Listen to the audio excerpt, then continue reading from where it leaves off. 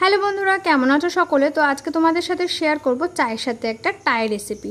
তো এখানে প্রথমে বুঝতেই পেরেছো আমি 1.5 কাপ মতো সুজি নিয়ে ভালো করে রোস্ট করে নিয়েছি। এরপরে আমি পরিমাণ মতো নুন, সামান্য ঘি, একটুখানি হলুদ আর দিয়ে দেবো একটু ভাজা মশলা, সামান্য চিনি আর আমি গোলমরিচ গুঁড়ো অ্যাড করেছিলাম। তারপরে আবার সব কিছু একটু টলমলো করে নিয়ে এরপরে এখানে একটা মিডিয়াম সাইজে গ্রেট করে রাখা আলুও দিয়ে দেবো। তারপরে আস্তে আস্তে করে জল অ্যাড করব আর খুন্তি চালাতে থাকবো যাতে একটা শক্ত এরকম ডো রেডি হয়ে আসে। তারপরে একটু ঠান্ডা হলে এর মধ্যে 1 কাপ মতো চালের গুঁড়ো দিয়ে হাতের সাহায্যে ভালো করে এটাকে মেখে নেব যাতে খুব সুন্দর টাইট একটা ডো তৈরি হয়।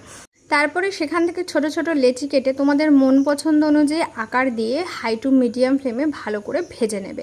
দেখবে বাইরেটা যেরকম ক্রিস্পি হবে ভেতরটাও হবে খুব সুস্বাদু। কি বন্ধুরা, তাহলে ঝটপট একটা স্ন্যাক্স রেসিপি শেয়ার করলাম তো, আর অবশ্যই ট্রাই করে কিন্তু জানিও তোমাদের কেমন লাগলো, আর অবশ্যই তোমাদের বাচ্চাদের কেমন লাগলো।